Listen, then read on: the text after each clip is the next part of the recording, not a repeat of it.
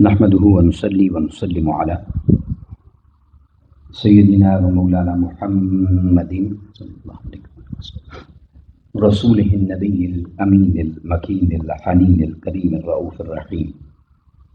أما بعد فأعوذ بالله من الشيطان الرجيم. بسم الله الرحمن الرحيم. قال الله تبارك وتعالى في الكلام المجيد والفرقان الحميد: حافظوا على الصلوات والصلاة الوسطى وقوموا لله قانتين. صدق الله مولانا العظيم.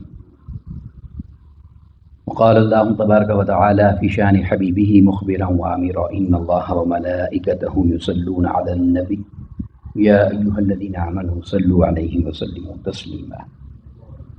مولاي صل وسلم دائما أبدا على حبيبك خير الخلق كلهم محمد سيد الكونين والثقلين والفريقين من عرب ومن عجم. يا رب بالمصطفى بلغ مقاصدنا واغفر لنا ما مضى يا واسع الكرم.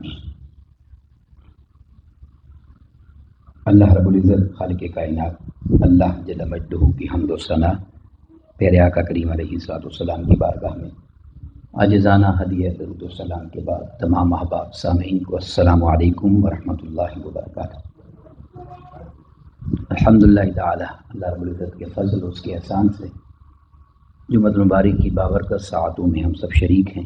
دعا ہے کہ اللہ رب العزت اس مبارک دن کا صدقہ امت مسلمہ پر اپنی خصوصی رحمتیں اور برکتیں نازل فرمائے. سورہ البقرہ کی آیت مبارکہ نمبر 238 پچھلے جمعہ مبارک میں بھی اسی آیت کریمہ کی روشنی میں چند گزارشات میں نے پیش کی تھیں. میں چاہتا ہوں کہ چند ایک باتیں اس آیت کریمہ کے حوالے سے آج مزید اللہ رب العزت کے فضل و احسان سے آپ کی گوش گزار کروں اور اللہ رب العزت ہم سب کو اس پر عمل کی توفیق اور سعادت عطا فرمائے. اس آیت کریمہ میں اللہ رب العزت نے ارشاد فرمایا کہ حافظوا علی الصلوات، تم اپنی سب نمازوں کی خاص طور پر حفاظت کیا کرو، والصلاۃ الوسطی، اور بالخصوص جو درمیانی نماز ہے اس کی زیادہ حفاظت کیا کرو، وقوموا للہ قانتین، اور جب اللہ کے حضور نماز کے لیے کھڑے ہوتے ہو تو نہایت باادب ہو کر، سراپا عجز و نیاز بن کر، اور اپنی بندگی کو رکھتے ہوئے ذہن میں اپنی جو حقیقت ہے کہ ایک قطرہ ناپاک سے اس نے تمہیں وجود بخشا ہے، اپنی ساری عاجزی اور انکساری جمع کر کے کائنات کے مالک اور بادشاہ کے سامنے عاجزی سے کھڑے ہو جایا کرو. بڑی ہی محبت بری یہ آیت کریمہ ہے. اس کے الفاظ ہیں، جب ہم درمیانی نماز کی بات کرتے ہیں تو بہت ساری روایات میں اور اجماع کے طور پر امت میں اس سے نماز عصر مراد لی گئی ہے، اور اس سے مراد نماز عصر ہی ہے.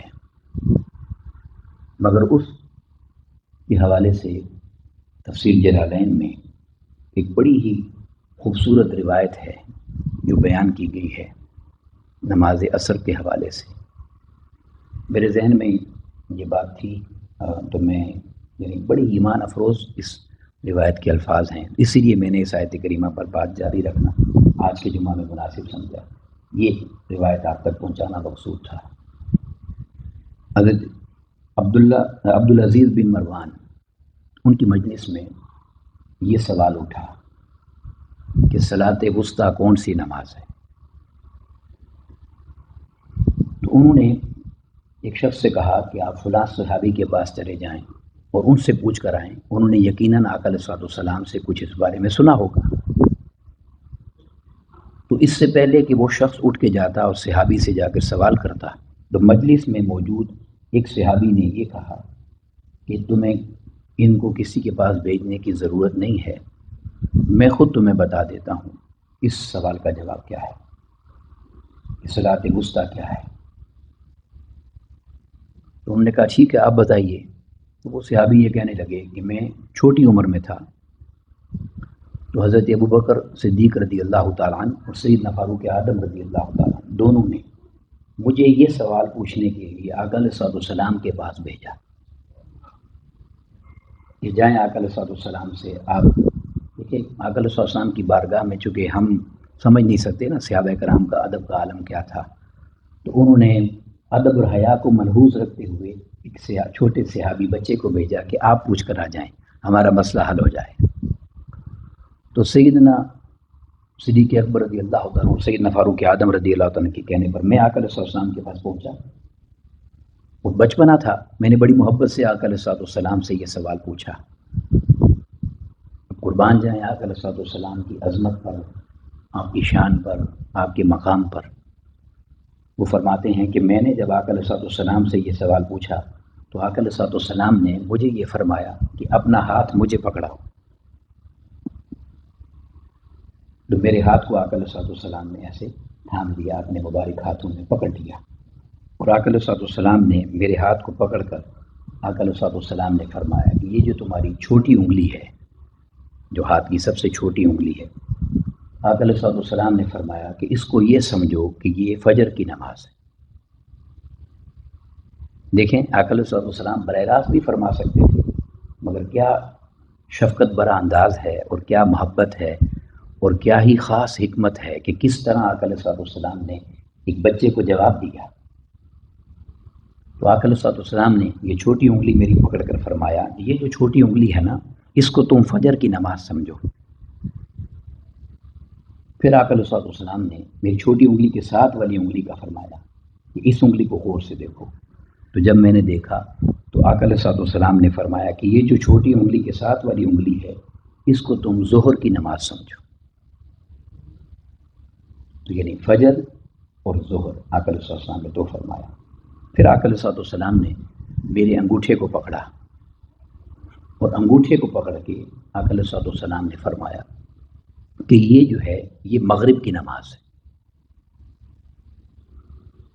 اس کو تم مغرب کی نماز سمجھو. اس کے بعد آقا علیہ الصلوۃ والسلام نے میری شہادت کی انگلی کو پکڑا اور شہادت کی انگلی کو پکڑ کے آقا علیہ الصلوۃ والسلام نے فرمایا یہ نماز عشاء ہے. اب یہ 4 انگلیاں ہو گئیں. اب آقا علیہ الصلوۃ والسلام نے مجھ سے پوچھا کہ کون سی انگلی باقی رہ گئی ہے. تو آقا علیہ الصلوۃ والسلام کی بارگاہ میں نے یہ عرض کیا کہ 2 اس طرف بھی ہو گئی ہیں، 2 اس طرف بھی ہو گئیں، تو درمیان والی رہ گئی ہے. تو آقا علیہ الصلوۃ والسلام نے فرمایا یہ درمیان والی عصر ہی ہے. تو وسطی وہ جو درمیان والی نماز ہے، یعنی آقا علیہ الصلوۃ والسلام نے اتنے شفیقانہ انداز سے، اتنے محبت بھرے انداز سے پریکٹیکلی اس بچے کو سمجھایا کہ وہ ساری زندگی کتنے فخر سے بتاتے ہوں گے کہ مجھے آقا علیہ الصلوۃ والسلام نے میری انگلیوں کے ساتھ پکڑ کے مجھے بتا دیا تھا کہ وہ نماز کون سی ہے جس کا خاص طور پر یعنی اہتمام کرنا ہے اور اس کی حفاظت کرنی ہے. اب یہاں ایک بات جو بزرگوں نے بیان کی ہے، اس حوالے سے کوئی حدیث پاک میرے ذہن میں نہیں، میں نے نہیں پڑھا، لیکن بزرگوں نے یہ روایت بیان کی ہے کثرت کے ساتھ، وہ میں آپ کے سامنے عرض کرنا چاہتا ہوں. یعنی اگلی جو تفصیل ہے، ایک روایت ضرور ہے کہ جب انسان کی موت کا وقت آتا ہے تو اس کی آنکھوں کے آگے ایسے اندھیرا چھا جاتا ہے اور اس سے یہ لگتا ہے کہ جیسے مغرب کا وقت ہے، یعنی سورج ڈوب رہا ہے، کیونکہ اس کی زندگی غروب کے وقت ہوتی ہے، ختم ہونے والی. یہ حدیث پاک میں الفاظ موجود ہیں. اسی کی روایت میں تفسیر میں بزرگوں نے بیان کیا کہ اس نماز کو صلاۃ الوسطیٰ کی حفاظت کا، خاص طور پر درمیانی نماز کو محفوظ کرنے کا حکم اس لیے دیا گیا ہے کہ جب انسان کی موت کا وقت آتا ہے تو اس کی آنکھوں کے سامنے چونکہ اندھیرا چھا جاتا ہے تو زندگی کا جو سورج ہے وہ ڈوبنے والا ہوتا ہے، تو اس سے یہ محسوس ہوتا ہے کہ جیسے وقت مغرب ہونے والا، سورج غروب ہونے والا. اب آپ جانتے ہیں کہ جب انسان فوت ہو جاتا ہے، مرنے کے بعد قبر میں جب دوبارہ اٹھتا ہے تو فرشتے اس سے حساب و کتاب کرتے ہیں، سوال و جواب پوچھتے ہیں. تو بزرگ یہ کہتے ہیں، اللہ والے بیان کرتے ہیں کہ جس شخص نے خاص طور پر نماز عصر کا اہتمام کیا ہو اور وہ اس کی خاص حفاظت کرتا ہو. جیسے یعنی بات یہ نہیں ہے کہ باقی نمازیں چھوڑ دینی ہیں. اس نماز کا حکم جو اللہ تعالیٰ نے دیا تو حافظوا علی الصلوات کہہ کے دیا کہ ساری نمازوں کی بھی حفاظت کرو اور خاص طور پر صلاۃ الوسطیٰ کی حفاظت، درمیانی نماز کی حفاظت کرو. یعنی اس کا یہ مطلب ہرگز نہیں ہے کہ صرف عصر ہے، سب کی کرنی ہے، مگر اس کو خاص کہا گیا. تو خاص اس لیے کہا گیا کہ جو خاص طور پر عصر کی حفاظت کرنے والا ہوگا، جب اس سے فرشتے قبر میں اٹھائیں گے تو چونکہ اس کے سامنے منظر غروب کا ہے، زندگی کے غروب ہونے کا، شام ہونے کا، یہ نماز عصر اس کی ایسی حفاظت کرے گی اور اس کی ایسی مدد کرے گی کہ فرشتوں کے سوال سے پہلے وہ یہ کہے گا کہ ہر بات تمہاری سنوں گا، بات کروں گا، سوال و جواب بھی ہوں گے، مگر مجھے پہلے عصر ادا کر دینے دو، کیونکہ اس کی آنکھوں میں منظر غروب کا ہوگا. تو نماز عصر کی خاص حفاظت اور اس کو خاص اہتمام سے پڑھنے والا جب فرشتوں سے یہ کہے گا تو ہم اندازہ کر سکتے ہیں کہ جب فرشتے کسی کی زبان سے یہ سنیں گے کہ اس کو یہاں بھی اپنی نماز نہیں بھولی ہے تو وہ اس سے مزید کیا سوال کریں گے پھر. تو اللہ رب العزت کی یعنی اتنی مہربانی ہے، اتنا کرم ہے اس امت پر کہ آقا علیہ السلام کے صدقے سے اس نے ایک پوری قرآن مجید کی آیت کریمہ اتار کر قبر میں آسانی کا سامان بھی ہمارے ہاتھوں میں رکھ دیا. اور یہ بات ذہن نشین کر لیں، کیونکہ جب آپ کاروباری زندگی میں ہوتے ہیں، روزمرہ کے معمولات میں ہوتے ہیں، تو سب نمازوں کے لیے یقیناً فجر میں اٹھ کے پڑھنا ہے، عشاء میں آخری وقت ہے، تھکاوٹ ہے، مغرب میں گھر انسان پہنچتا ہے، ٹائم کم ہوتا ہے، جلدی سے ادا کرنی ہوتی ہے، زور کا بھی یعنی لنچ بریک میں انسان کر سکتا ہے، مگر گھر آتے ہوئے یا کام سمیٹ کر گھر پہنچتے ہوئے عصر کی نماز ہمیشہ ذرا خطرے میں رہتی ہے کہ تھوڑا سا بھی انسان توجہ نہ کرے، دھیان نہ کرے اور ٹائم آگے پیچھے ہو جائے تو عصر کی نماز قضا ہونے کا خطرہ ہوتا ہے. تو اس نماز کو خاص طور پر اہتمام کرنے کا حکم دیا گیا ہے. مگر میں پھر آپ سے یہی عرض کرنا چاہتا ہوں کہ اس کا یہ مطلب ہرگز نہیں ہے کہ ہم صرف نماز عصر پر غور کریں، بلکہ ساری نمازوں کی حفاظت کرنی ہے.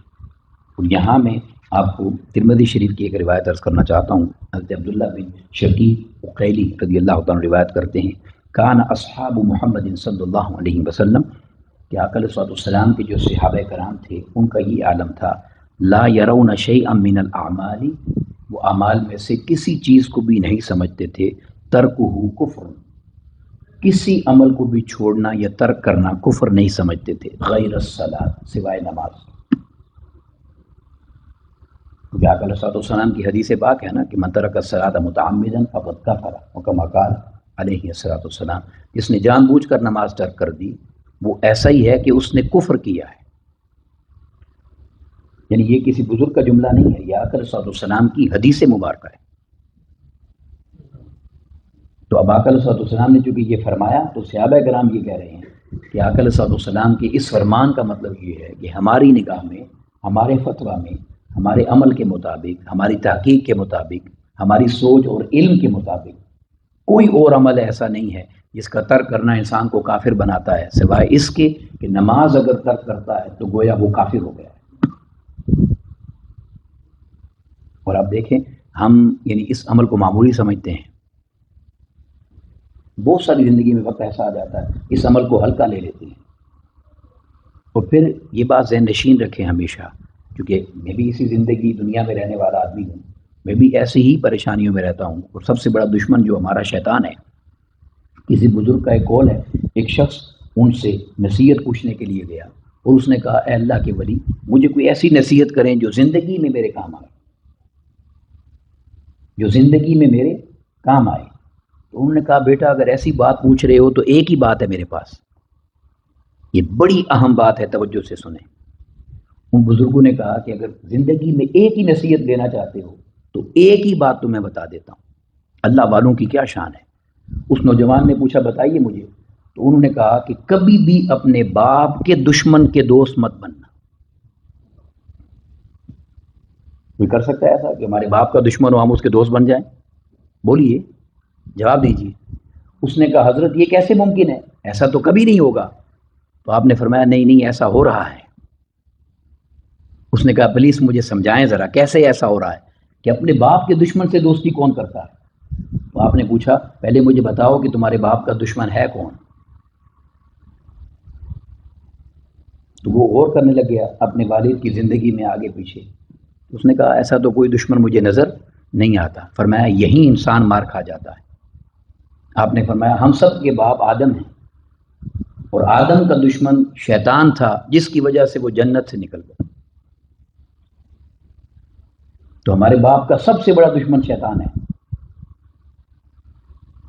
اور اسی کی وجہ آدم علیہ السلام کی وجہ سے وہ بھی پھر جنت سے نکلا سجدہ نہ کرنے کی وجہ سے. تو اس نے پہلے دن سے یہ تہیہ کر لیا تھا کہ جس نے مجھے جنت سے نکالا ہے میں اس کی اولاد کو کبھی جنت نہیں آنے دوں گا.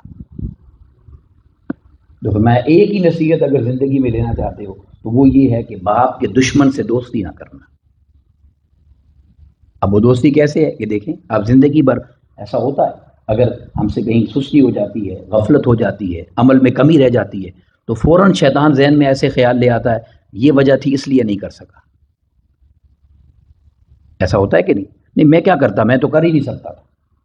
نہیں وقت ہی ایسا بن گیا تھا مجھے پانی ہی نہیں ملا وضو کیسے کرتا میرے کپڑے ہی صاف نہیں تھے کیسے کرتا نہیں میں تو نکلا ہی دیر سے تھا مجھے یاد نہیں رہا. ہزار بہانے شیطان سامنے کھڑے کر دیتا ہے. کیوں کہ وہ چاہتا ہی نہیں ہے کہ ہم عمل کی طرف آئیں اور ان پر انسان خود کو مطمئن کر لیتا ہے کہ یہ شیطان کی طرف سے. حتیٰ کہ صحابہ کرام کہتے ہیں آقا علیہ السلام نے حضرت ابو درداء رضی اللہ تعالیٰ روایت کرتے ہیں کہ مجھے آقا علیہ السلام نے وصیت کی تھی. اوصانی خلیلی میرے محبوب نے مجھے وصیت کی تھی کہ تیرے ٹکڑے ہو جائیں تجھے جلا دیا جائے تیرے جسم کو کاٹ دیا جائے کبھی بھی نماز نہ چھوڑنا.